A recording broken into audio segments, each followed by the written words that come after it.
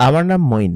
আজকে আমি আমার বড় ভাইয়ের সাথে ঘটে যাওয়া সত্য এবং বাস্তব একটি ঘটনা আপনাদের সঙ্গে শেয়ার করতে চাই। আমার বড় ভাই পেশায় একজন পুলিশ অফিসার ছিলেন, একজন এসআই ছিলেন। তিনি বেশ সৎ এবং সুদর্শন একজন পুলিশ অফিসার ছিলেন। তার সঙ্গে এমনটা ঘটবে আমাদের পরিবারের কেউই কল্পনা করতে পারেনি। আমি তার মতো করেই আপনাদের সবার সঙ্গে ঘটনাটি শেয়ার করছি। তাহলে চলুন বেশি কথা না বলে আমি ঘটনায় চলে যাই। যারা এখন পর্যন্ত আমাদের চ্যানেলটিকে সাবস্ক্রাইব করেননি, অবশ্যই কিন্তু ভূত বাক্স সাবস্ক্রাইব করে রাখুন। বরাবরের মতোই কণ্ঠে আমি আরজে ইমরান আপনাদের সঙ্গে আছি এবং আপনারা দেখছেন ভূত বাক্স বাই আরজে ইমরান। তাহলে চলুন বেশি কথা না বলে আমরা ঘটনায় চলে যাই। আমার নাম আলামিন। আমার বাবা মা ছোটবেলা থেকেই চেয়েছিল আমি পুলিশে যোগদান করি, কারণ আমার আব্বা নিজেই একজন পুলিশ অফিসার ছিলেন। অফিসার বলতে তিনি কনস্টেবল পদে ঢুকেছিল। পরবর্তীতে এএসআই পদ পর্যন্ত তিনি প্রমোশন পেয়েছিলেন। এরপরে তিনি চেয়েছিলেন যে আমি যেন এসআইয়ের পরীক্ষা দিয়ে এসআই হই। তার এটাই স্বপ্ন ছিল। ছোটবেলা থেকে আমি নিজেও সেই স্বপ্ন দেখে এসেছি। পরবর্তীতে প্রায় 2 বার পরীক্ষা দেওয়ার পরে আমার এসআই চান্স হয় এবং ফাইনালি আমি সারদায় ট্রেনিংয়ের জন্য যাই এবং ট্রেনিং শেষ করে এসে প্রথমবার আমার যেখানে পোস্টিং হয়েছিল এরকম একটা জায়গায় পোস্টিং দিবে আমি সেটা কল্পনাও করতে পারিনি। তবে জায়গাটা আমার ভীষণ পছন্দ হয়েছিল, কারণ ছোটবেলা থেকেই আমার প্রকৃতি ভীষণ পছন্দ এবং প্রকৃতির মাঝখানে এরকম একটা থানায় যে আমাকে ফেলবে সেটা ভাবনার বাইরে ছিল। থানাটা ছিল হচ্ছে খাগড়াছড়ি সদর থানা এবং সেই থানাটি একদম পাহাড়ের মাঝখানে অবস্থিত। কি চমৎকার জায়গা! যদিও সেই জায়গাটা হয়তো প্রাকৃতিক দিক দিয়ে সুন্দর হলেও ক্রিমিনালি বা অপরাধের জন্য একদম আঁতুড় ঘর, কারণ পাহাড়েই সবথেকে বেশি অপরাধ সংঘটিত হয়ে থাকে। এই কারণে ম্যাক্সিমাম দিনই পাহাড়ের বিভিন্ন বিরান জায়গায় আসামি ধরা বা তল্লাশির জন্য আমাদের যেতে হতো। এবং শুরুতে কয়েকদিন আমি যেহেতু আগেই চলে গিয়েছিলাম পাহাড়ি অঞ্চল, নিজেদের পছন্দের এলাকা, এই কারণেই আমি কয়েকদিন আগেই চলে গিয়েছিলাম ডিউটি জয়েন দেওয়ার। তো আমি যে রাতে গিয়েছিলাম সে রাতে একদম শুনশান ছিল এবং যে জায়গাটা আমাকে থাকতে দেওয়া হয়েছিল অফিসের কোয়ার্টারে, সেই কোয়ার্টারে ওই দিন রাতে কেউ ছিল না। তো যাই হোক, আমি সেদিন ভয়ে ভয়ে সেদিনকে গিয়েছিলাম, কারণ জায়গাটি ছিল খুবই বিরান এবং খুব বড় বড় গাছওয়ালা একটা জায়গা এবং এত চমৎকার জায়গা আমি সাধারণত সিনেমাতে দেখেছি। সেই রাস্তা পার হয়ে আমি যখন কোয়ার্টারের কাছে পৌঁছালাম দেখলাম জঙ্গলের মাঝখানে একটা পুলিশ ফাঁড়ি। পুলিশ ফাঁড়িটা বিশাল, যেহেতু সদর থানার ভিতরে পড়েছে সেহেতু খুব বিশালই। আমি সেখানে গিয়ে সমস্ত কাগজপাতির কার্যক্রম কমপ্লিট করে কোয়ার্টারে গিয়ে উঠলাম। যেহেতু ওসি স্যার আমাকে বলেছেন যে এত তাড়াতাড়ি কেন আসলাম, আমি বললাম কি যে জায়গাটা পছন্দ হয় সেই জন্য তাড়াতাড়ি এসেছি। যাই হোক, তিনি আমাকে তেমন কিছু বলেননি, শুধু এতটুকুই বললেন কয়েকদিন থাকেন, তারপরও বোঝা যাবে যে জায়গাটা কতটুকু ভালো। তারপর আমি সেখানে থাকতে শুরু করলাম। মোটামুটি কায়দায় 1-1.5 মাস কেটে গেল। ওসি স্যার শুরুতে ঠিকই বলেছিলেন, জায়গাটা আসলেই বেশ ভয়ানক জায়গা। রাতের বেলা মানে সন্ধ্যার পরে এখানকার জঙ্গলগুলোতে মানুষজনের আনাগোনা একদমই নেমে যায় এবং যত পশু পাখি, বাঘ, ভাল্লুক এইসবের আনাগোনা দেখা যায়। যদিও এই অঞ্চলে বাঘ নেই, তবুও মানুষ বাঘ দেখিয়ে ভয় দেখায়। যাই হোক, ওসি সাহেবের কথা কাজে লেগে গেল। তবে আমার বিষয়টা খারাপ লাগতো না, কারণ হচ্ছে তদন্তের সময় ম্যাক্সিমাম টাইমে কিন্তু আমি এই জঙ্গল সেই জঙ্গল দিয়েই ঘুরে বেড়াতাম এবং এই থানাটা ছিল ফরেস্ট এরিয়ার মধ্যে আর কি, মানে ফরেস্ট ডিপার্টমেন্টের মধ্যে। এবং অনেক সময় ফরেস্ট ডিপার্টমেন্টের সঙ্গে আমাদেরকে গহীন জঙ্গলের ভেতরে যেতে হতো তদন্তের জন্য। একদিন ওরকমভাবেই আমরা ফরেস্ট ডিপার্টমেন্টের সাথে তদন্তের জন্য ভেতরে গেলাম একদম গহীন জঙ্গলের মধ্যে। সেখানে হাতিরা বসবাস করে এবং সমতল ভূমি থেকে একটু উঁচু এবং নিচু এবং বেশ দূর দূরান্তে সেই গ্রামগুলো রয়েছে। আমরা যে গ্রামে যাব সেই গ্রামের নাম হচ্ছে মেত্তপল্লী। তো মেত্তপল্লীতে হচ্ছে কি এক ভয়ঙ্কর আসামি থাকে, তার কাছে নাকি অস্ত্র এবং নানান ধরনের জিনিস আছে এবং পাহাড়ি গাছ কেটে নদী পথে সে নাকি চোরাচালান করে, সেই সাথে মাদকের ব্যবসাও করে থাকে। তো ফরেস্টের কাজ ছিল হচ্ছে পাহাড়ি বন্য পশু এবং এইসব জিনিসপাতি রক্ষা করা, আর ওই মাদকের যে বিষয়গুলো সেগুলোর জন্য তারা আমাদেরকে নিয়ে গেছিল। এক প্রকার যৌথ অভিযান ছিল। তো আমরা সবাই একত্রে সেখানে গেলাম। তো যাওয়ার পর সেই মেথপল্লীতে যখন আমরা পৌঁছালাম, যে লোকটাকে ধরতে গিয়েছিলাম সে লোকটার নাম আমার সঠিক মনে নেই, খুবই অদ্ভুত এবং আজগবি নাম ছিল, যার কারণে সেই লোকটার নাম আমি মনে করতে পারছি না। তারপর আমি যখন সেখানে পৌঁছালাম, সেই গ্রামের যেসব পুরুষরা ছিল তারা অস্ত্র নিয়ে আকাশে ফায়ারিং করতে লাগলো যাতে করে আমরা ভয় পাই, কিন্তু আমাদের কাছে অস্ত্র ছিল এবং যেসব ফরেস্ট অফিসার ছিল তারা তাদের উপর ফায়ারিং করতে লাগলো। কিন্তু আমি তাদেরকে থামিয়ে দিলাম, কারণ এখানে শিশু এবং মহিলারাও ছিল। তারপর তারা ওইখান থেকে পালালো, এক একজন এক এক দিকে ছুটতে লাগলো। তো আমি আমার যে ফোর্স ছিল এবং আরও দুজন এসআই যাদেরকে আমি নিয়ে এসেছিলাম, ওদেরকে বললাম কি যে তোমরা ওদিকে যাও, দুইটা টিমে ভাগ হয়ে যাও। এবং ওরা ওদিকে গেল এবং সেই সাথে আমিও এই সাইডে আমার টিম নিয়ে ভাগ হয়ে গেলাম। এবং ফরেস্ট অফিসাররাও তাদের কিছু কনস্টেবল এবং অফিসার আমাদের সঙ্গে দিয়ে দিল এবং মোট 4টা টিম ভাগ হয়ে 4 দিকে চলে গেল। আমি আমার টিম সমেত সেই প্রধান যে আসামি তাকে ধরে ফেললাম এবং তাকে ধরে আমি একদম চ্যাংদোলা করে সেই রাখাইন যে পল্লীতে ছিল আর কি, মেট্রোপল্লী, সেই পল্লীর কাছাকাছি নিয়ে আসলাম এবং সমস্ত অফিসাররা প্রায় অনেকেই ধরে ফেলেছে এবং বিপুল পরিমাণ মাদকদ্রব্য এবং নানান ধরনের জিনিসপাতি সেখান থেকে জব্দ করা হলো। তো সেখান থেকে পরিবহন করা একটা ঝামেলার ব্যাপার ছিল, আরও কিছু অফিসারের প্রয়োজন ছিল। তো আমরা ফাঁড়িতে ফোন দিয়ে জানিয়ে দিলাম যে বেশ কিছু জিনিস লাগবে এবং অনেক জিনিস আমরা যা ধারণা করেছিলাম তার থেকে বেশি জিনিস এখানে আমরা জব্দ করেছি। এবং ওইখানে যারা গাছ খেকো ছিল, তারপর হাতির দাঁত চুরি করতো, নানান ধরনের জঙ্গলের যেসব খেকোরা আছে তাদেরকে ধরা হলো এবং ধরে যেসব অফিসাররা ছিল তারা প্রথম ধাপে তাদেরকে ধরে নিয়ে গেল এবং জিনিসপাতি নেওয়ার জন্য বুঝে যেহেতু নিতে হবে, সেহেতু আমি এবং আরেকজন ফরেস্ট অফিসার সেখানে ছিলাম এবং আরও বেশ কিছু কনস্টেবল ছিল। এবং শেষ ব্যাচে যখন সবাই আসলো তখন ওইখান থেকে গিয়ে চলে যাচ্ছিল সবাই সব কিছু নিয়ে। তো ফরেস্ট অফিসার আমাকে বললেন যে এসআই আলামিন, আপনি কি যাবেন না? তা বললাম কি যে স্যার আপনি যান, আমি আসছি। আমি যেহেতু এই কলোনির মধ্যে একটা অভিযান চলেছে, কলোনির শিশুরা ভয় পেয়ে আছে, আমি ওদেরকে একটু আশ্বস্ত করে আসি যে ওদের বাবা খুব দ্রুত ফিরে আসবে এবং তোমরা যেন ভয় না পাও, কারণ সবার প্রতি আমার মায়া ছিল বেশি একটু। তো আমি তখন ওদেরকে কি বললাম যে আপনারা ভয় পেন না, যেহেতু অপরাধ করেছে অপরাধের শাস্তি তো পেতে হবে, তবে আপনারা নিজেদের মতো করে ভালো থাকবেন, আর যদি কোনো সমস্যা হয় আমাদেরকে জানাবেন। তো ওই এলাকায় একটা ফোন ছিল, যে ফোন দিয়ে আসলে আমাদেরকে ফোন দেওয়ার ব্যবস্থা ছিল, যেহেতু ছোটো একটা পল্লী ছিল। তো সেই এলাকায় আমি নাম্বার দিয়ে আসলাম, আমাদের থানার নাম্বার এবং আমার নাম্বার, বললাম কি যদি কোনো সমস্যা হয় তাহলে অবশ্যই আমাদেরকে জানাবেন। এবং যেসব শিশুরা ছিল তারা ভয় পেয়েছিল, আমি সবসময় আমার সাথে করে চকলেট তারপর এই জিনিসগুলো রাখি, জানি যে এসব গ্রামগুলোতে শিশুরা থাকে এবং তারা ভয় পাবে, যার কারণে আমি সেই জিনিসগুলো ওদেরকে গিয়ে দিয়ে দিলাম আর কি। তো দিয়ে আমি বেশ খানিকক্ষণ ওখানে দেরি হলো এবং দেরি হওয়ার পরে আমি ওই রাস্তা ধরে আসছিলাম আর কি। ততক্ষণে আমার টিমের সবাই অনেক দূরে চলে গিয়েছে এবং প্রায় বিকেল নেমে এসেছে। তো আমি রাস্তা ধরে এগোচ্ছিলাম। তো এগোতে এগোতে আমি আসলে পথ ভুল করেছি কিংবা অন্য কিছু করেছি জানি না, আমি যখনই সামনে থেকে এগোলাম আমি দেখলাম আর সেই পরিচিত রাস্তাটা আর নেই। আমি যখন পেছন দিকে ফিরতে যাব দেখলাম কি যে আমার পেছনেও আমি সেই পরিচিত রাস্তাটা পাচ্ছি না, মানে যে রাস্তা ধরে আমি এসেছিলাম। আসলে খুবই বিরান জঙ্গল, তো এই জঙ্গলে একবার পথ ভুল করে ফেললে আসলে গন্তব্যে পৌঁছানো খুবই মুশকিল এবং আমার সংকেত দিয়ে আসা উচিত ছিল। তো যাই হোক, আমার কাছে গান ছিল এবং সেই সাথে কিছু গোলা বারুদ ছিল আর একটা ফায়ার ওয়ার্ক ছিল যেটা দিয়ে আসলে সিগন্যাল পাঠানো যায়। তো আমি ভাবছিলাম যে এখন কোনো কিছু মানে সিগন্যাল না পাঠিয়ে আমি একটু চেষ্টা করি, যেহেতু একটা ফায়ার ওয়ার্কস ব্যবহার করলে সেটার হিসাব দিতে হয়। তো সব মিলিয়ে আমি খোঁজাখুঁজি করতে লাগলাম, কিন্তু কোথাও কোনো পথ পাচ্ছিলাম না। খানিকক্ষণ বাদে এসে আমি দেখলাম কি যে আমার সামনে বিশাল এক ঝর্ণা এবং বিশাল এক খাল আর কি। সেই খাল পেরিয়ে, এরকম খাল তো পেরিয়ে আমরা আসিনি। তো আমি এক প্রকার ভেবেইছি যে আমি একদম হারিয়ে গিয়েছি, কারণ কি এই জঙ্গলের মধ্যে এখন কোনোভাবেই সম্ভবত আমার ফিরে যাওয়া সম্ভব হবে না। তো যাই হোক, আমি চিন্তা করলাম যে এখন যেহেতু বেশ খানিকটা রাত হয়ে গিয়েছে আর ওইটা ছিল জ্যোৎস্না রাত, আর জঙ্গলের একটা বিষয় কি, পাহাড়ের একটা বিষয়, রাত্রেবেলা প্রচুর বৃষ্টি হয় এই সব এলাকায়। এই টাইমে রাত্রেবেলা বৃষ্টি হবেই হবে, এটা মাস্ট।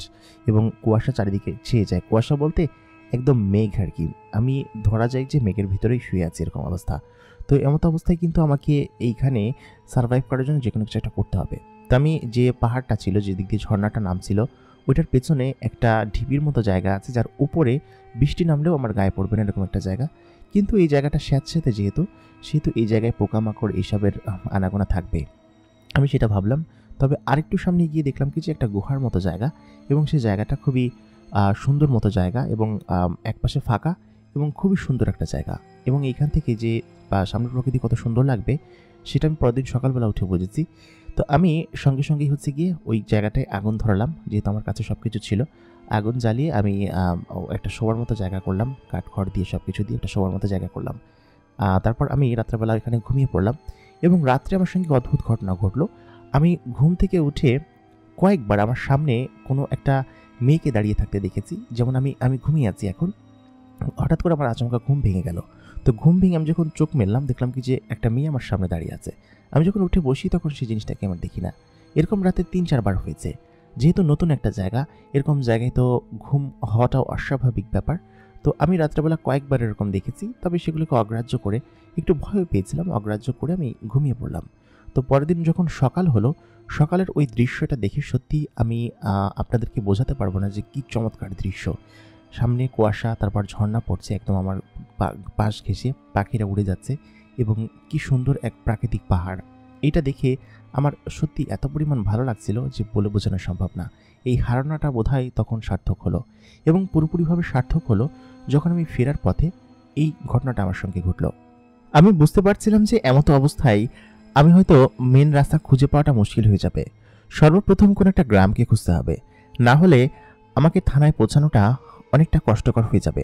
আমি সামনের দিকে এগোচ্ছিলাম, তখন প্রায় দুপুর গড়িয়ে এসেছে। আমি সকাল ঘুম থেকে উঠেছি প্রায় ৮টা-৯টার পরে। তারপর ওইখানে পাহাড়ি ফলমূল এবং একটা মাছ শিকার করে তারপর খেয়েছি। এখন আমাকে হাঁটতে হবে সামনের দিকে, তাছাড়া কোনো উপায় নেই। আমি হাঁটছি, কেন যেন মনে হচ্ছে পেছন থেকে পাতার খচরমচর শব্দ আসছে, মানে হচ্ছে কেউ একজন আমার পিছু নিয়েছে, ঠিক তেমনটাই মনে হচ্ছে।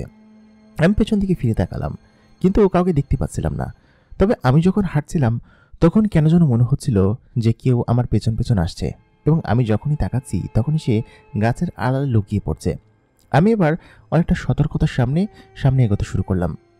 এক পা মুড়িয়ে যখন ঠাস করে পেছনের দিকে তাকালাম তখন দেখতে পেলাম যে কোনো একটা অবজেক্ট আমাকে দেখেই গাছের আড়ালে লুকিয়ে পড়ল এবং সেটা আলোর গতিতে।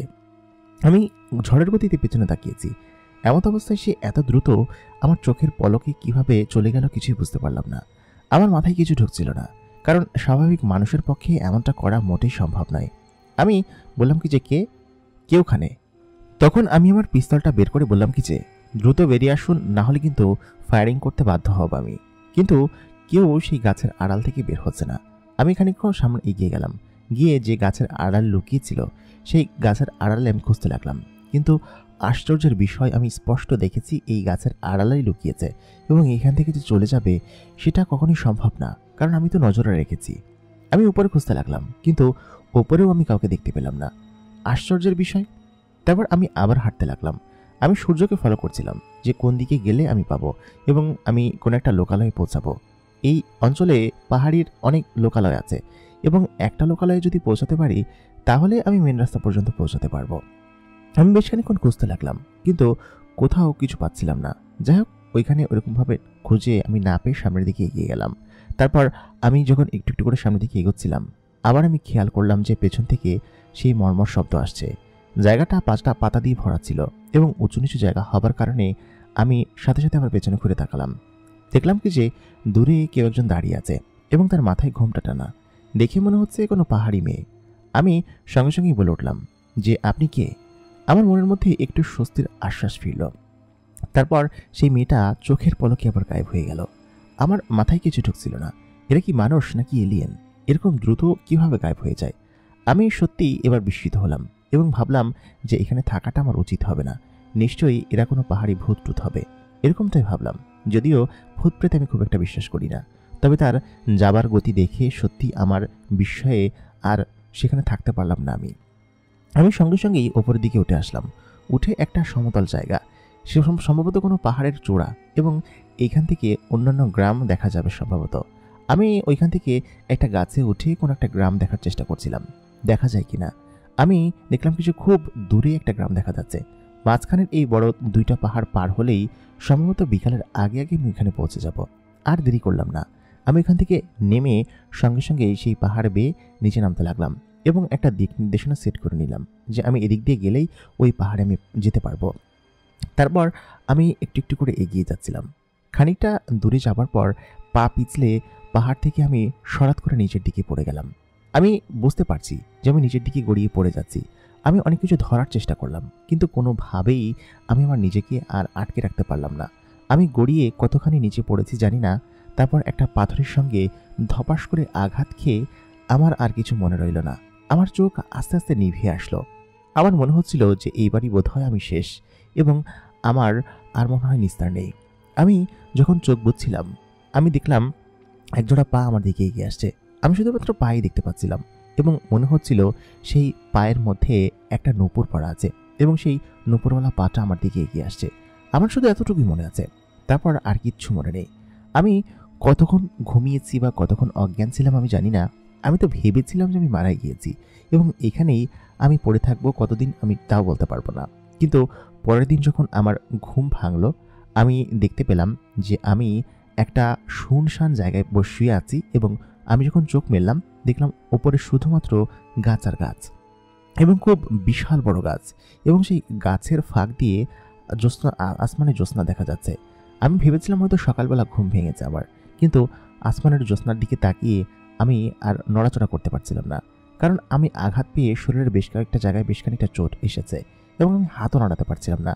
বোঝা যাচ্ছিল যে হাতের কিছু অংশ হয়তো ভেঙে গিয়েছে, কারণ যেখান থেকে আমি পড়েছি ওইখান থেকে পড়লে বাঁচাটা অসম্ভব ব্যাপার। কিন্তু আচমকাভাবে শুধুমাত্র আমার হাতে আঘাত লেগেছে এবং বেশ কয়েকটা জায়গায় ছুলে গিয়েছে, এর বেশি কিছু না। আমি ভাবলাম যে আমি উঠে বসি, কিন্তু উঠে বসতে গিয়েও বসতে পারলাম না, কারণ সেই শক্তিটা আমার হচ্ছিল না। গায়ে প্রচণ্ড জ্বর এবং শরীরটা এত পরিমাণ খারাপ লাগছে যে বলে বোঝানো সম্ভব না। আমি উঠতে গেলাম, ঠিক তখনই একটা অদ্ভুত স্মেল আমার নাকে আসলো। স্মেলটা কোনো একটা পারফিউমের বা কোনো একটা ফুলের হবে। আমি দেখলাম ঘোমটা টানা একটা মেয়ে আমার দিকে এগিয়ে আসলো। আমি খেয়াল করলাম মেয়েটার পায়ে সেই নূপুর তখনও বাজছে এবং সেই ফর্সা পাটা আমি দেখতে পেলাম। জ্যোৎস্নার আলোতে যদিও খুব ভালোভাবে দেখা যাচ্ছে না, মেয়েটা আমার কাছে গিয়ে এসে বলল যে আমি কি বললো আমি কিছু বুঝতে পারছিলাম না। তার পরবর্তীতে আমি তাকে জিজ্ঞেস করলাম যে আপনি কে এবং আমি এখন কোথায় আছি। আমার মুখ দিয়ে শুধুমাত্র এতটুকুই শব্দ বের হলো। তারপর সেই মেয়েটি আমার মাথায় হাত বুলিয়ে দিল। এরপর আমার আর সেন্স রইল না। আমি কোথায় আছি কি করছি তা জিজ্ঞেস করার আগে আমি আবার ঘুমিয়ে পড়লাম। হয়তো অনেক জ্বর ছিল এই কারণে। মাঝখানে আবার পরের দিন একদম কাক ভোরে আমার ঘুম ভাঙল, একদম খুব ভোরে। আমি উঠে বসলাম সেই বিছানার ওপর, যে খাটের উপর আমাকে শুইয়ে দেওয়া হয়েছিল এবং একটা খুব বিরান জঙ্গলের মধ্যে আমি শুয়ে আছি। চারিপাশে খুব বড় বড় ইউক্যালিপটাস গাছের মতো খুবই লম্বা লম্বা গাছ এবং সেই গাছে অদ্ভুত রকমের ফুল ধরে আছে এবং সেই ফুলগুলো একটু একটু করে নিচের দিকে খসে পড়ছে। আমার কাছে কেমন যেন লাগছে জায়গাটা। সাধারণত জঙ্গলের মধ্যে এরকম জায়গা তো আমি দেখিনি, আর এত সমতল জায়গা তো জঙ্গলের মধ্যে নেই। পাহাড়গুলো সাধারণত এত সমতল হয় না, কিন্তু এই পাহাড় এমন কিসের জন্য? নিশ্চয়ই ওদিকে আমাকে খোঁজাখুঁজি করার জন্য থানা থেকে লোকজন পাঠিয়ে দেওয়া হয়েছে বিভিন্ন জায়গায়। হয়তো আমাকে খুঁজে পায়নি বা আমি এখন কোথায় আছি সেটাই তো বুঝতে পারছি না। সব মিলিয়ে একটা অন্যরকম দোটানার মধ্যে পড়ে গেলাম। আমি খেয়াল করলাম গত রাতে আমার যে হাতে ব্যথা ছিল সেই হাতে ব্যথাটা অনেকখানি উপশম হয়েছে এবং হাতের যেসব জায়গায় জায়গায় ছুলেছে সেসব জায়গায় বিভিন্ন পাহাড়ি লতাপাতা দিয়ে সেই জায়গাটা ব্যান্ডেজ করা এবং খুব সুন্দরভাবে সেগুলো কাজ করেছে। এখন শরীরে জ্বর নেই, আমি মাটিতে পাও ফেলতে পারছি। আমি উঠে খাটের পর বসে পড়লাম।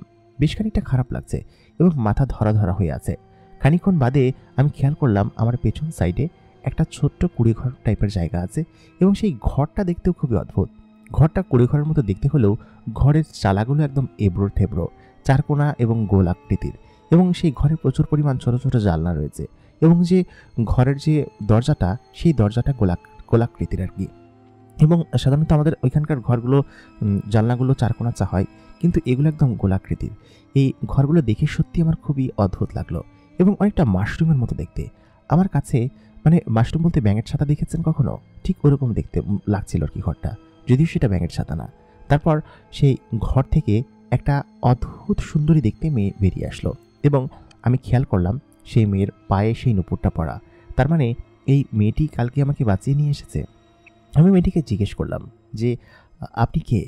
তার আগে এমন হলো যে মেয়েটিকে যখন ঘর থেকে বের হতে দেখলাম, আমি তার দিকে এমনভাবে তাকিয়েছিলাম, মেয়েটি একটা অদ্ভুত ধরনের ড্রেস পরেছিল, লাল বর্ণের এবং গোলাপি কালারের কাজ করা, এবং সেই সাথে তার এত চমৎকার ড্রেসের আগে আমি কখনো দেখিনি। সম্ভবত পাহাড়িরা এরকম ড্রেস পরে এবং মেয়েটিকে দেখে চাকমা মনে হচ্ছিল না।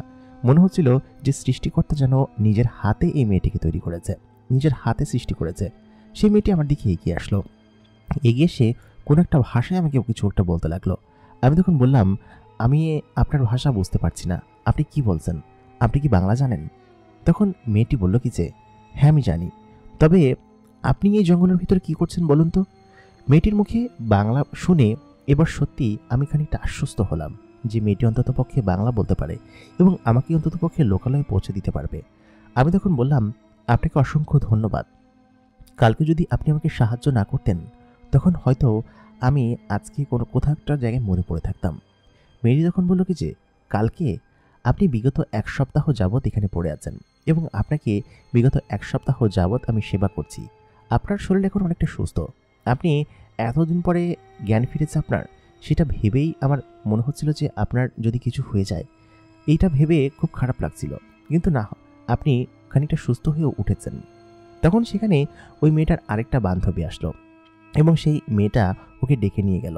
ডেকে নিয়ে গিয়ে কি খুশুর ফুসুর করে আবার কাছে আসলো। কাছে এসে বলল কি যে, শুনুন, আপনাকে ও দিনরাত সেবা করেছে, দিনরাত আপনার পাশে বসে আপনার সমস্ত ক্ষত ঠিক করেছে এবং আপনাকে সুস্থ করে তুলেছে। আপনি আসলেই এই যাত্রায় বেঁচে গিয়েছেন।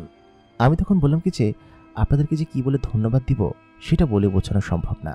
তারপর আমি দেখলাম কি যে আমার পরনে কোনো কাপড় চোপড় নেই, মানে আমি যে কাপড় চোপড়গুলো এনেছিলাম সেই কাপড় চোপড়গুলো নেই, সেগুলো খোলা এবং আমার বন্দুক, ব্যারেল, তারপর বাকি সমস্ত যেসব অফিসিয়াল জিনিসপত্র আছে সেগুলো কোথায় কিচ্ছু বলতে পারবো না। আমি সঙ্গে সঙ্গে নিজের কাপড় দেখিয়ে আচমকা চমকে গেলাম। তখন বললাম, আমার কাপড় চোপড়? তখন তেনারা বললেন কি যে, আর ভয় পাওয়ার কোনো কিছু নেই, আপনার কাপড় চোপড় আমার ভাই পরিবর্তন করেছে। তখন দেখলাম খুব লম্বা দেখতে এবং চিকন একজন লোক এগিয়ে আসছে আমার দিকে এবং সে প্রায় লম্বায় 7 ফুট হবে। তার কানগুলো একদম বাহিরের দিকে খোলা এবং বিড়ালের মতো দাঁত, সেই সঙ্গে মুখটাও এক প্রকার বিড়ালের মতোই দেখতে। সে আমার দিকে এগিয়ে আসলো। আমি তাকে দেখে বললাম কি যে, এটা কি কোনো ক্যাট মানব নাকি? তখন ছেলেটা বলল কি যে, আরে না না, আপনি সুস্থ হয়ে উঠেছেন, আপনাকে দেখে ভালোই লাগছে।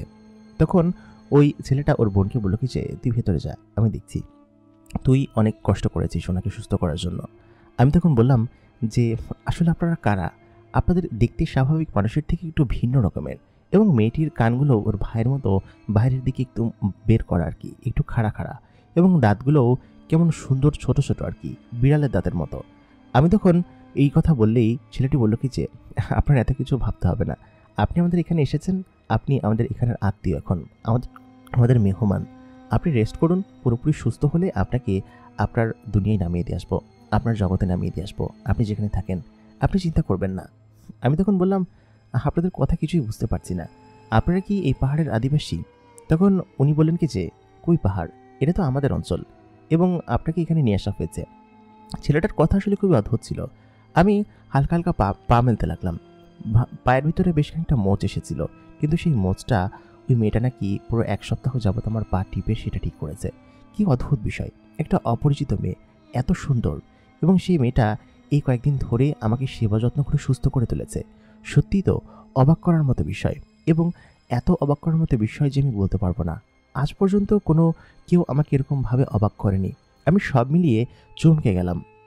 তারপর আমি মেয়েটিকে ধন্যবাদ দিলাম।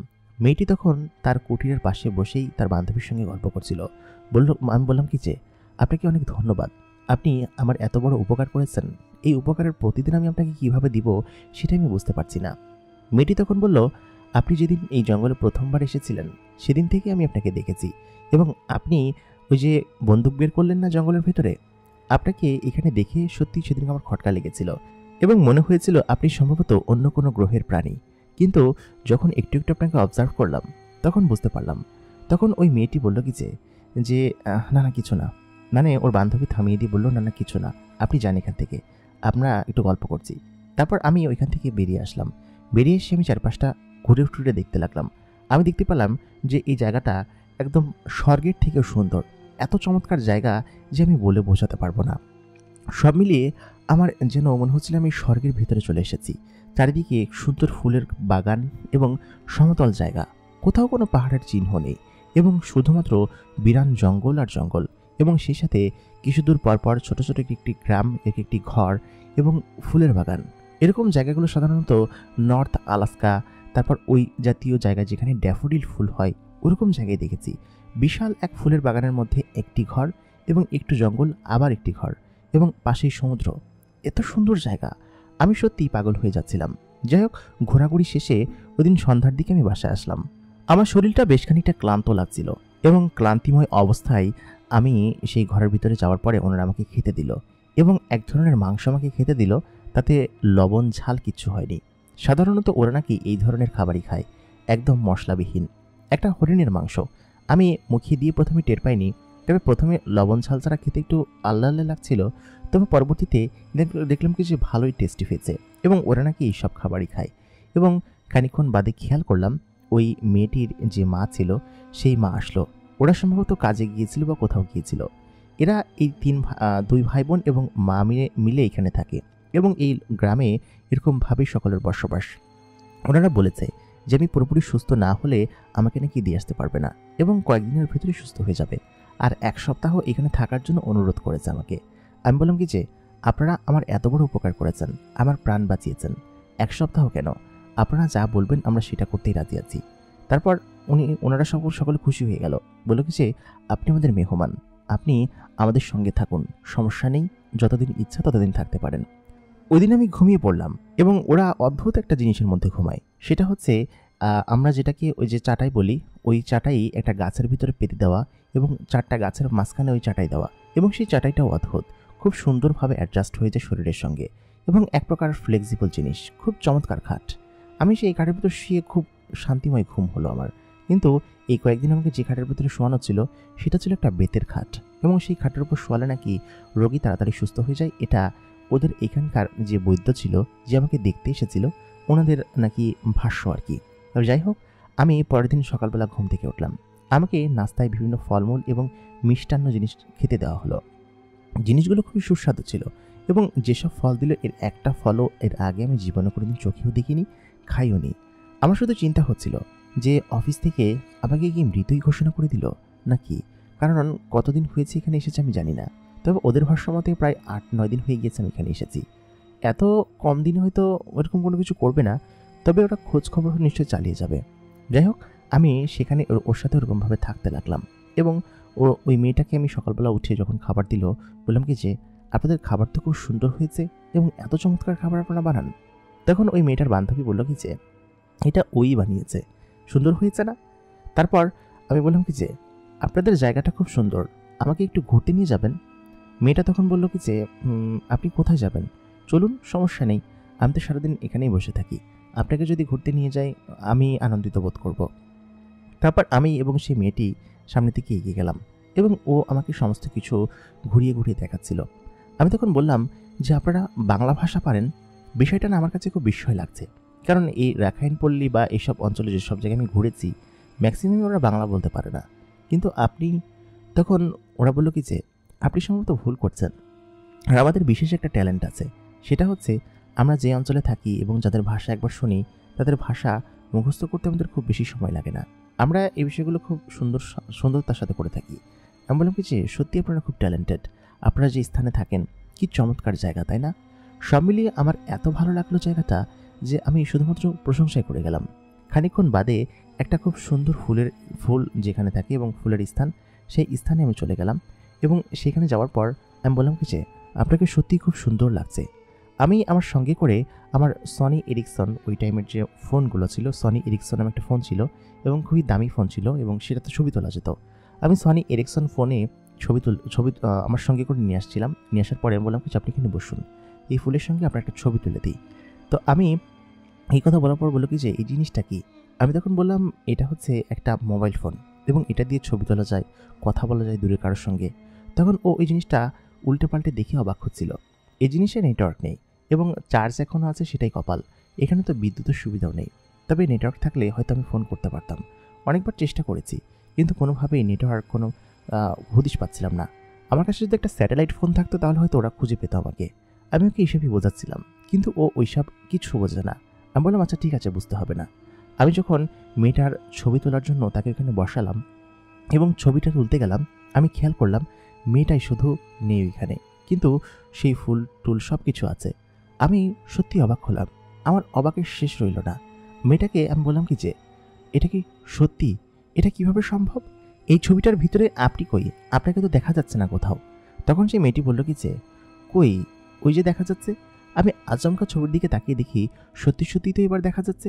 তাহলে এতক্ষণ দেখা যাচ্ছিল না কিসের জন্য, এটা কি আমার চোখের ভুল ছিল? আমি দেখলাম মেয়েটা আচমকা আমার সামনে থেকে পেছন দিকে চলে গিয়েছে। কিছুই বুঝতে পারছিলাম না। এরকম করে যাই হোক সারাদিন ঘুরলাম ওর সঙ্গে। ও বিভিন্ন জায়গা আমাকে ঘুরিয়ে টুরিয়ে দেখালো। প্রথম দিন খুব সুন্দরভাবে কেটে গেল।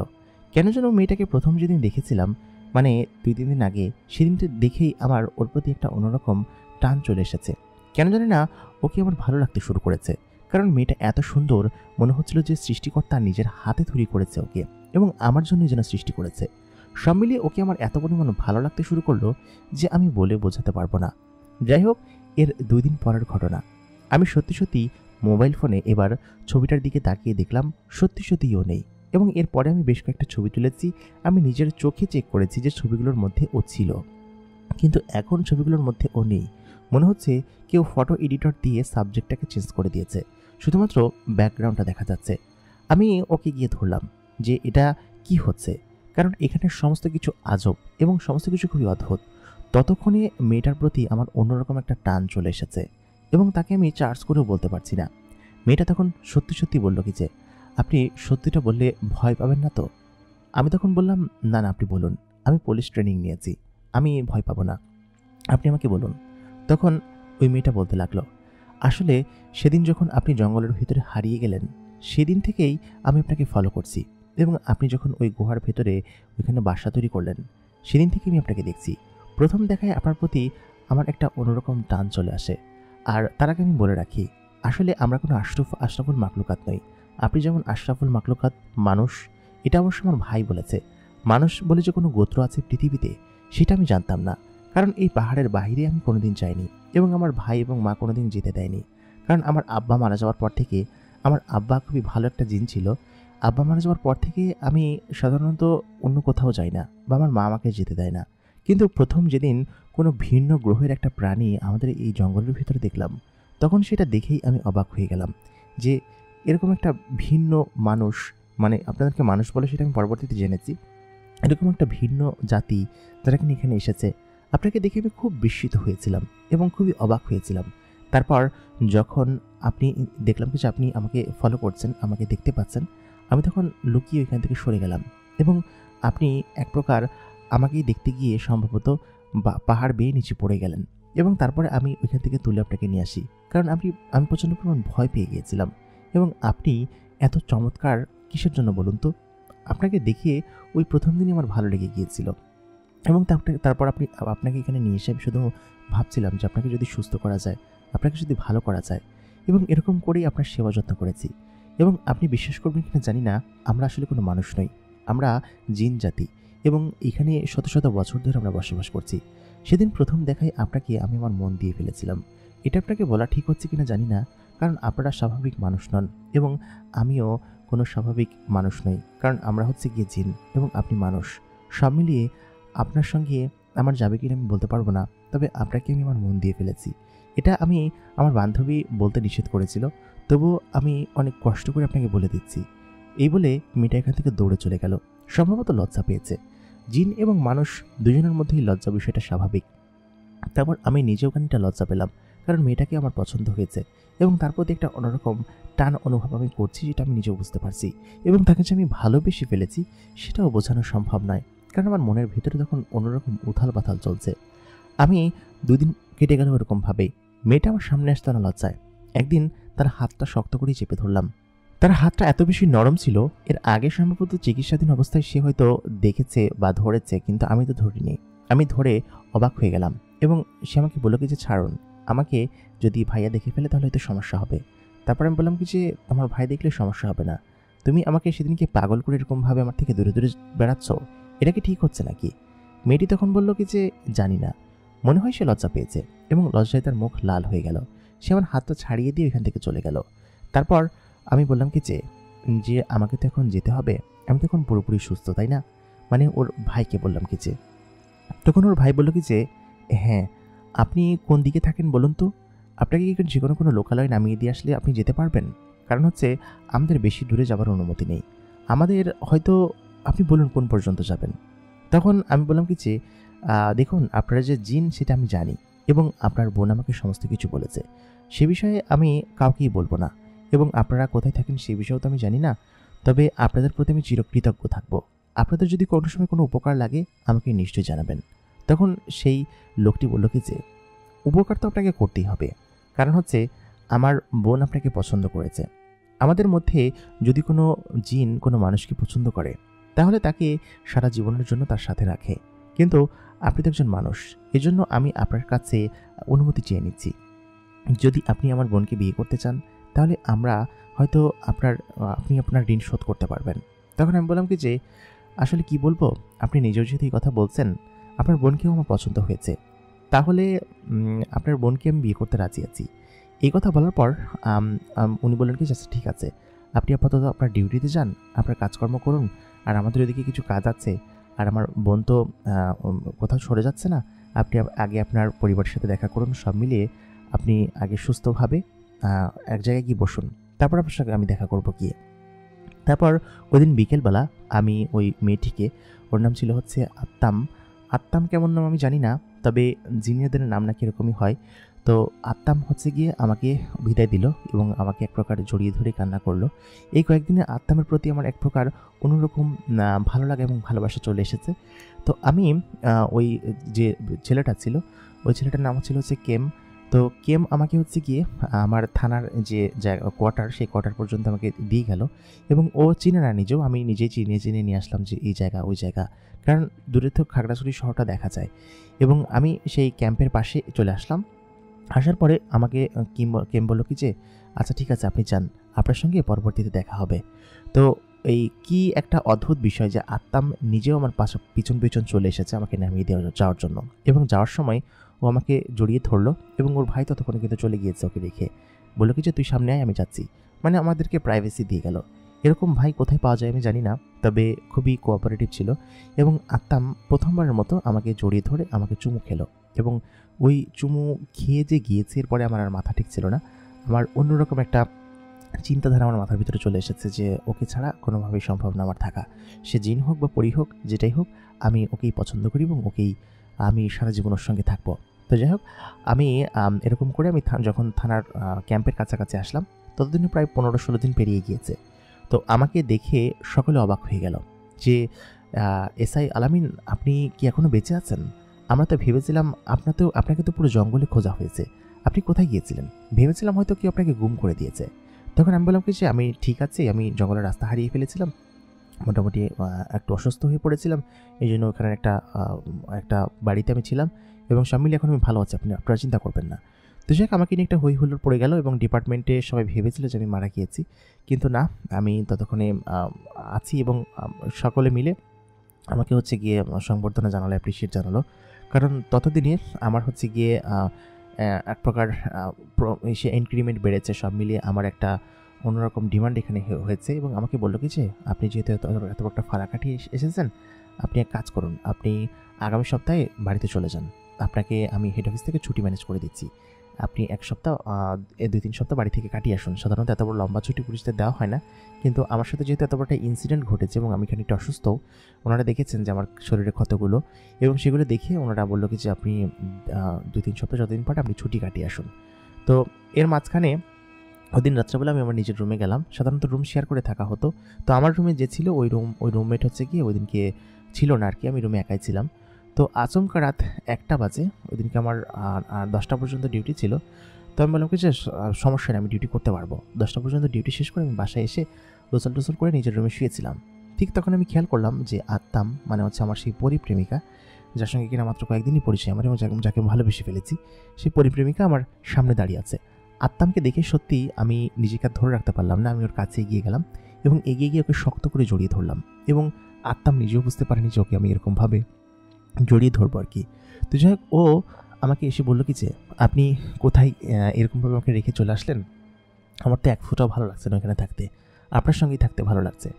এবং আত্মাম ওদিনকে এসে আমার সঙ্গে সারা রাত গল্প করতে লাগলো, এইটা ওটা নিয়ে, আমি কি করি, কোথায় থাকি, এবং সব কিছু নিয়ে আমার সঙ্গে ও গল্প করতে লাগলো এবং বলতে লাগলো যে আমাদের বাড়িতে কে কে আছে। তো আমি তখন বললাম, দেখো তোমার এই নামটা না আমার খুব ভালো লাগছে না, আমি তোমাকে একটা নাম দেই। তখন ও বললো কি যে হ্যাঁ, তুমি যে কোনো নাম আমাকে দাও, সমস্যা নেই। তো আমি বললাম কি যে আজকে তোমাকে আমি মীরা বলে ডাকবো আজকে থেকে, মীরা নামটা কেমন হয়? তো আমি বললাম কি যে তুমি যা বলবে তাই হবে। আসলে ওই মেয়েটা আমি যা বলতাম তাই শুনতো, এবং ওকে আমি বললাম কি যে মীরা। ও প্রথম নামটা একটু অ্যাডজাস্ট হতে সমস্যা হয়েছিল প্রথম একদিন, পরের দিন থেকে ও একদম মুখস্থ করে রেখেছিল যে ওর নাম মীরা, ওর নাম মীরা, ওর নাম মীরা, এরকম করে। তো আমাকে মীরা ডাকার সঙ্গে সঙ্গেই ও হচ্ছে গিয়ে ডাক শুনতো এবং সবসময় আমার আশেপাশে থাকতো, যেহেতু ওকে দেখা যেত না। এবং এই ফটোর রহস্য আমি সেদিনকে বের করতে পারি। এবং এর আগে ও কোনোদিন মানুষের এই জগতে আসেনি, ইভেন মানুষ কি সেটাই ও জানতো না। তো ও আমার প্রতি এত পরিমাণ ভালোবাসার মধ্যে পড়ে গিয়েছে, এত পরিমাণ মায়ায় পড়ে গিয়েছে যে আসলে ওইটা বলা সম্ভব না এবং করাও সম্ভব না। এবং এটা আমি ও যখন এখানে এসেছে তখন আমি বুঝতে পেরেছি যে ও আমাকে ছাড়া এক সেকেন্ডও নিঃশ্বাস নিতে পারবে না, এরকম একটা অবস্থা। তো আত্মামকে নিয়ে যেহেতু আমার ছুটি ছিল, তো আমি হচ্ছে গিয়ে 2 দিন আগেই ছুটি নিয়ে নিলাম। এবং ওই 2 দিন আমি আত্মামকে নিয়ে, মানে হচ্ছে যার নাম ছিল পরবর্তীতে আমি মীরা দিয়েছি, পরিমেয়েটা, তো ওকে নিয়ে আমি পুরো খাগড়াছড়ি শহর সব জায়গায় ঘুরলাম এবং সব কিছু দেখাতে লাগলাম। তো যেদিন আমি বাড়িতে যাব, বাড়িতে তো আমি গিয়েছিলাম হচ্ছে গিয়ে এক প্রকার বেড়াতে।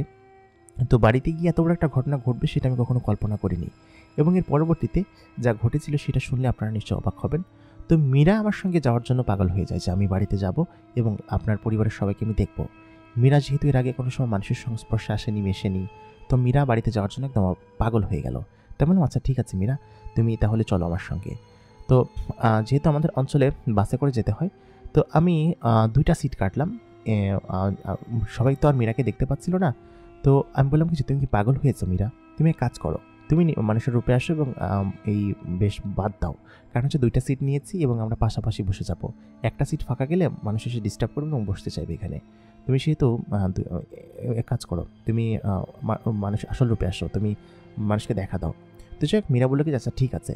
তো আমি বললাম কিছু, তুমি যেহেতু মানুষের দুনিয়া দেখতে এসেছো এবং আমার সঙ্গে যাচ্ছ বাড়িতে, সেহেতু তুমি বাড়িতে গিয়ে তারপর না হয় অদৃশ্য হয়ে, সমস্যা নেই, কারণ হুট করে তো একটা মেয়ে নিয়ে আমি করতে পারি না, তাই না? তো ও বলে কি আচ্ছা ঠিক আছে, বাইরে যতক্ষণ আছি ততক্ষণ তো দৃশ্যমান থাকতে পারি। তো মীরার মাথায় বুদ্ধিশুদ্ধি একটু কম ছিল, যেহেতু ও একটা পরী এবং জিন, সেহেতু বুদ্ধিশুদ্ধি একটু কম থাকবে, সেটাই স্বাভাবিক। তো ও তখন বাসের পাশের সিটে এসে বসলো এবং সারা রাত আমরা দুজনে বাসে গল্প করতে করতে বাড়ির দিকে গেলাম। তো বাড়িতে পৌঁছে আমি যখন বাজারে নামলাম তখন আমি কিন্তু একাই নেমেছি। তো হেল্পার আমাকে দেখে বলছিল আপা কোথায়, আপা নামবে না? তো আপা তো আমার সাথেই আছে, কিন্তু ও তো অদৃশ্য হয়ে আছে, আর গ্রামের বাজারে তো আমি ওকে নিয়ে হুট করে নামতে পারি না, তাই না? অনেকে আমাকে চেনে। তো ওই হেল্পার দেখে অবাক হয়েছে এবং পুরো বাস জুড়ে নাকি ও খোঁজাখুঁজি শুরু করছে। আমি বললাম কি তোমার আপা ভেতরে আছে নাকি না দেখো তো। তো আমি তো তখন কিন্তু এখান থেকে চলে গিয়েছি। আমি ওনারা দেখেছি যে 2জন উঠেছি আমরা, কিন্তু নেমেছি আমি একা। আর মাঝখানে বাস কিন্তু কোথাও থামেনি বা ওই আমার মীরাকে কোথাও কিন্তু নামতেও দেখেনি। তো হেল্পারও দেখে অবাক।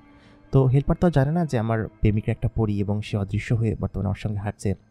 তো আমি তখন একটা রিক্সা নিলাম, রিক্সা নিয়ে আমি একপাশে বসে আছি, আমাদের মফস্বল শহরে রিক্সা চলে। তো আমি রিক্সা নিয়ে একপাশে বসে আছি এবং ও একপাশে বসে আছে। রিক্সাওয়ালা আমাকে দেখে বলল কি যে ভাইজান আপনি একপাশে বসে আছেন কেন? তো আমি বললাম কি যে আপনি রিক্সা চালান। তো আমার পাশে যে ও বসে আছে সেটা তো দেখতে পাচ্ছে না। তো যাই হোক, আমরা বাড়িতে চলে গেলাম। তো এর মাঝখানে একদিন আগে আম্মা নিজে আমাকে ফোন করেছিল যে আমি বাড়িতে কিন্তু খোঁজখবর দেয়নি, ওরাও কেউ খোঁজখবর দেয়নি যে আমি হারিয়ে গিয়েছিলাম। তো যাই হোক, আম্মা নিজে আমাকে ফোন দিয়ে বাড়িতে ডাকলো যে বাপসান তুই বাড়িতে আয়, কাজ আছে একটু। তো আমারও এই জন্য আমি 2 দিন আগে ছুটি নিয়ে নিলাম যে আম্মা কিসের জন্য ডাকলো। তো যাই হোক, বাড়িতে গেলাম আমি। বাড়িতে গিয়ে সকলে তো আমাকে দেখে খুশি। তো মীরাকে আমি আমার রুমে পাঠিয়ে দিয়েছিলাম যে তুমি যাও এখানে গিয়ে বসে থাকো, আমি আসছি। তো সকলের সঙ্গে দেখা টাকা করে এসে, তো মীরা এক নাছর বান্দা, ও আমার সঙ্গে থাকবে, আমার সকলকে দেখবে। তো আমি তখন ও আমার পাশে থেকে সকলকে দেখছিল এবং আত্মীয় স্বজন সকলকে।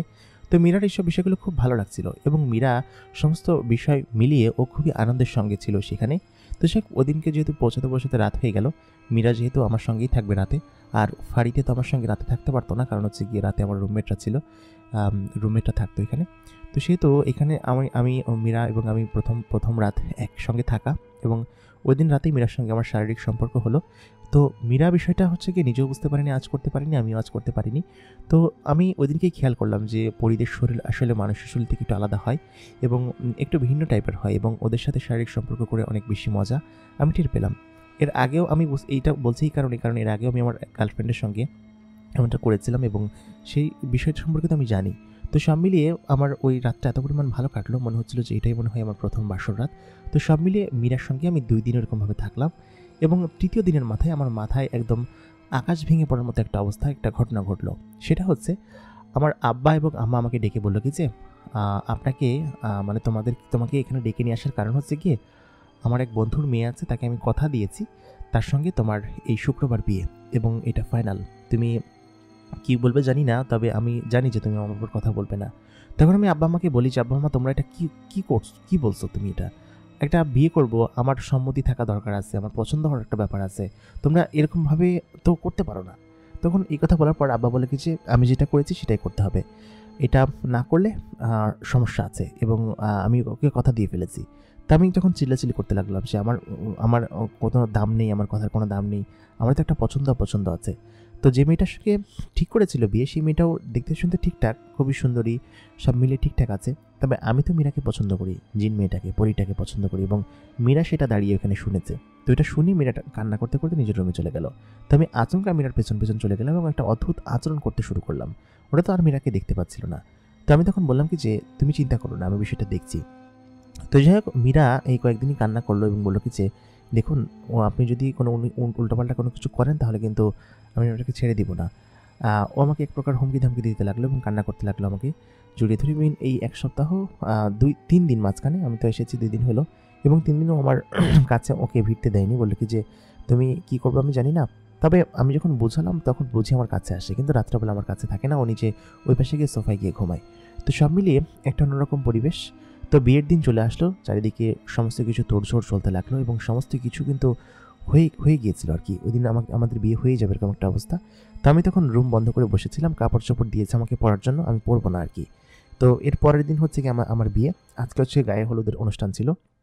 তো গায়ে হলুদের অনুষ্ঠান এক প্রকার জোর জবস্তি করেই করলো, এবং পরের দিন হচ্ছে গিয়ে রাত্রেবেলা আমাকে, আগের দিন রাত্রে, যেদিন বিয়ে হবে তার আগের দিন রাত্রেবেলা বিয়ের অনুষ্ঠান, সমস্ত কিছু রেডি, এবং পাত্রীপক্ষ আমাদের পরের দিন আমরা যাব পাত্রীপক্ষের কাছে।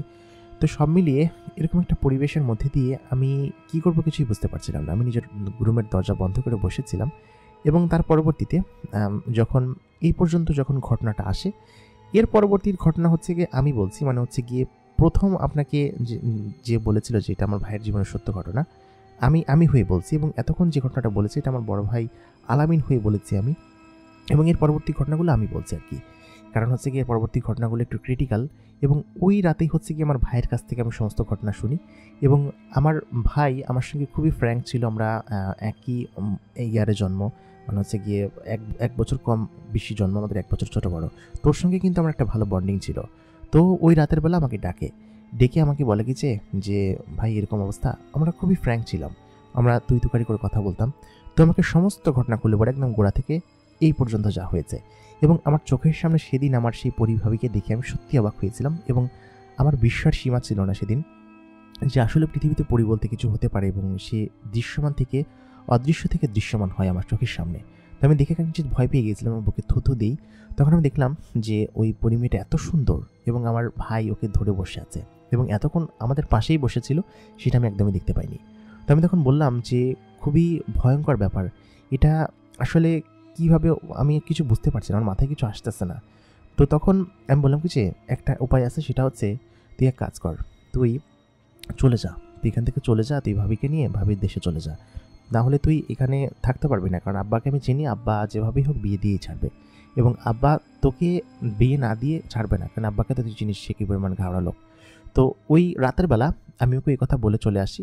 তো পরের দিন সকালবেলা আমি সত্যি ওকে আর ওইখানে দেখতে পাইনি। পরের দিন সকালবেলা যখন বিয়ের তোড়জোড় চলে সমস্ত কিছু, তো ওদের রুম, আমার ভাইয়ের রুমে গিয়ে আমি নিজেই গিয়েছিলাম, এবং আমি যখন গিয়ে দেখি যে দরজা খুলছে না।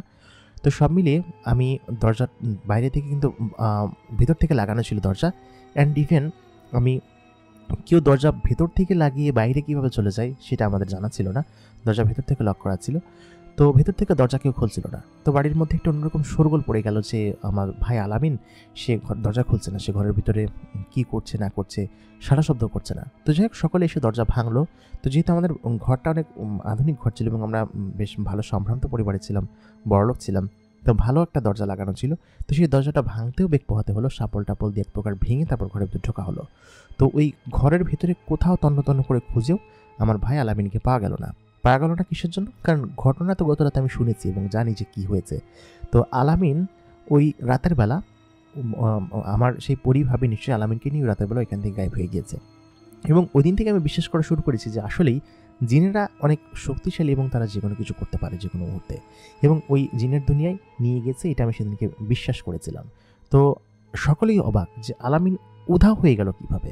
ঘরের ভিতর থেকে একজন মানুষ তো উধাও হয়ে যেতে পারে না, আর ঘরের দরজা না খুলে ঘরের ভিতর থেকে কেউ বেরিয়ে যেতে পারে কিভাবে, সেটা আসলেই কারোর চিন্তাধারার বাইরে ছিল।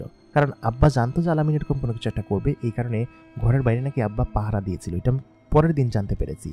তো এটা যেহেতু পরি মেয়েটা তাকে নিয়ে গিয়েছে এবং তাদের দুনিয়ায় নিয়ে গিয়ে পরবর্তীতে কী হয়েছে সেটা বলছি। তো ওই দিন সকালবেলা আমার আব্বা মুখ দেখাবে কীভাবে তার বন্ধুর কাছে, সব মিলিয়ে আমার আব্বা এক প্রকার পাগল হয়েছিল। তো আপনারা নিশ্চয়ই বুঝতে পারছেন যে পরবর্তীতে কী ঘটেছে। আমার যে ভাবি হওয়ার কথা ছিল সেই ভাবিকেই আমার বিয়ে করতে হয়েছে, মানে হচ্ছে গিয়ে ওই মেয়ের সঙ্গে ওই দিন আমার বিয়ে হয়েছে। এবং যাই হোক আমার ভাই আমাকে ফাঁসাই দিয়ে গেছে, যদিও মেয়েটাকে আমি আচমকা এক প্রকার ভাবি বলেই ডাকা উচিত ছিল এবং ভাবি বলেই কিন্তু আমি ডেকেছি বিয়ের কয়েকদিন আগে। তো যাই হোক ওই মেয়ের সঙ্গে পরবর্তীতে আমারই বিয়ে হয় এবং যাই হোক আমি সুখী আছি। এবং এর পরের কয়েক মাস পরের ঘটনা, প্রায় 7-8 মাস পরের ঘটনা, হঠাৎ করে আচমকা একদিন আমি হচ্ছে গিয়ে আমার ঘরের পেছনে একটা মাচালি আছে, সেই মাচালির উপর বসে, চৈত্র মাস ছিল, আমি বসে সিগারেট খাচ্ছিলাম। ঠিক তখনই আচমকা আমার ভাই আমার সামনে উপস্থিত। আমাকে বলে কি যে, কী রে বেটা কেমন আছিস? তা বললাম কি, তুই তো আমাকে ফাঁসিয়ে দিয়ে চলে গেলি, আর কোনো খবর নাই, তোরা কি বিয়ে করছিস? তখন দেখলাম কি যে ওই পরি মেয়েটা পেছন পেছন আসছে এবং বললো কি যে, হ্যাঁ ভাই আমরা বিয়ে করছি এবং আপনার দোয়া নিতে আসছি। তা বললাম কি যে, ভাবি আপনারা যে আমাকে ফাঁসাই দিয়ে গেলেন, আমাকে যে আমার বড় ভাইয়ের হবু বউকে বিয়ে করতে হলো, এটা কি ঠিক হয়েছে? তখন আমার সেই পরিভাবে হেসে দিল এবং বলল কি যে, এটা আসলে তোমার করতেই হয়েছিল, কারণ হচ্ছে না করলে আমি কিন্তু তখন সব কিছু লণ্ডভণ্ড করে দিতাম। কারণ হচ্ছে পরিদের ক্ষমতা সম্পর্কে তোমরা জানো না, তোমাদের পরিবারের কেউ সুখে থাকতে পারতো না।